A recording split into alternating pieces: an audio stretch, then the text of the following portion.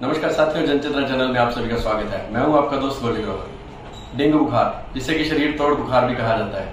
आज हम आए हैं डॉक्टर बजरंग दास जी गुप्ता जी के पास, जो कि सिरसा के काफी जाने माने चिकित्सक हैं। आज हम उनसे जानेंगे कि डेंगू से बचाव की क्या क्या सावधानियां वो बरती जा सकती हैं और ये किन वजह से होता है। सर नमस्कार, चैनल में आपका स्वागत है। नमस्कार गोल्डी जी, मैं doctor Bajrang Gupta, consultant physician, Gupta hospital.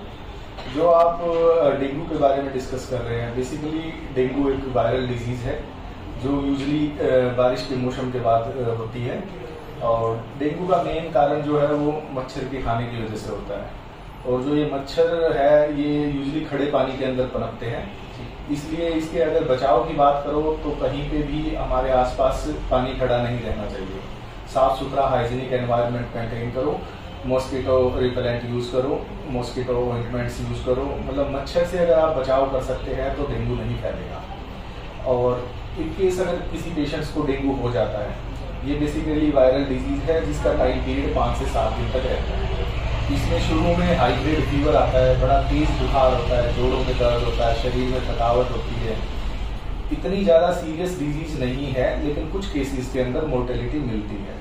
उसमें कई कारण होते हैं, जैसे कि पेशेंट्स का बीपी बहुत ज़्यादा डाउन चला जाए, या ब्लीडिंग चली जाए, या एक लिमिट से ज़्यादा प्लेटलेट डाउन हो जाए, या पेशेंट्स को कोई और कोमोर्बिड कंडीशन हो। उस केसेस में मोर्टेलिटी चांसेस है, लेकिन 99% पेशेंट्स रिकवर कर जाते हैं। उसमें कुछ ऐसा होता है कि कुछ पेशेंट्स तो घर पे रिकवर कर जाते हैं, कुछ पेशेंट्स को हॉस्पिटलाइजेशन की जरूरत पड़ती है। डॉक्टर साहब, जैसे कि आपने बताया एक वायरल डिजीज है और इसका जो टाइम पीरियड भी आपने 5 से 7 दिन जैसे बताया, तो क्या डॉक्टर साहब ये भी पॉसिबल है कि हम 5-7 दिन इंतजार करें, दवाई ना लें, इस तरह की भी रहेगा कि अपने आप ही वैनिश हो सकता है?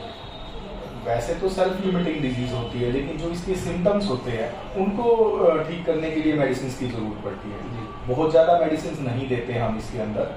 अब जैसे शुरू में इसके अंदर बहुत तेज फीवर आता है, शरीर टूटता है, अगर आप मेडिसिन नहीं लोगे तो फिर वो आपको रिलीफ नहीं मिलेगा।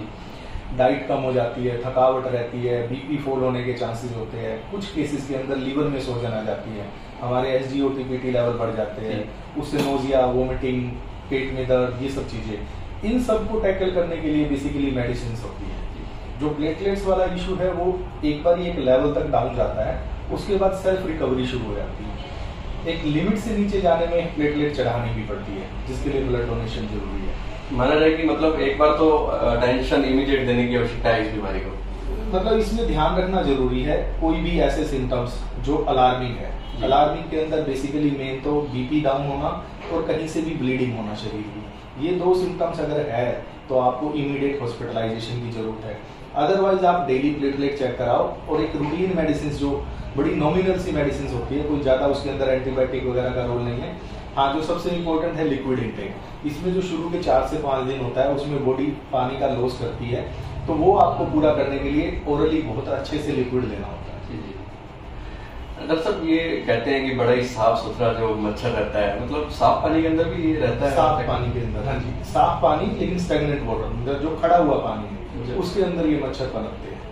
तो ऐसे जो माहौल है, जो काफी लोग इस मिथ में भी रहते हैं कि जो इस बार तो दिवाली है, पटाखे चले हैं तो शायद ये मच्छर मर गया, और क्या इस बात से कितना आप इत्तेफाक रखते हैं? वो ठीक है, वो धुआं होता है, जैसे धुएं से हमारे जनरल पब्लिक में है कि धुएं से मच्छर मर जाते हैं, लेकिन उसमें सारा इरेडिकेशन नहीं होता। मतलब हर बिल्कुल क्लियर नहीं कर सकते उसको। ये तो ग्रेजुअली जाएंगे जैसे जैसे विंटर बढ़ेगी। या फिर आप अपना प्रॉपर एनवायरनमेंट क्लीन रखें, एक जो गवर्नमेंट की तरफ से मॉस्किटो के लिए छिड़काव होता है वो प्रॉपर अगर हो तो ठीक रहता है। तो डॉक्टर साहब कैमरे के तरफ देखकर थोड़ा सा जो संदेश देना चाहें हम पब्लिक को जिससे कि अवेयर रहे, तो वो जरूर दीजिए। डेंगू के लिए जरूरी है कि आप अपना रेगुलर चेकअप जरूर कराएं, प्लेटलेट्स पे ध्यान रखें, अपने वाइटल्स पे ध्यान रखें और डॉक्टर के कांटेक्ट में जरूर है, इग्नोर ना करें। ऐसी कंडीशन में ना जाएं कि फिर हॉस्पिटलाइजेशन होना पड़े उसके लिए। और अपने एनवायरनमेंट को साफ सुथरा रखें, मच्छर के काटने से बचाव रखें। ये 2-3 चीजें हैं जो जरूरी है। तो साथियों, ये थे हमारे साथ डॉक्टर बजरंग दास गुप्ता, जिन्होंने आपको डिटेल में जो डेंगू उसके कारणों के बारे में बताया और उससे किस तरह से बचा जा सकता है ये भी बताया। हम आगे भी इसी तरह के कार्यक्रम आपके सामने लाते रहेंगे। आप बने रहिए हमारे चैनल जनचेतना के साथ।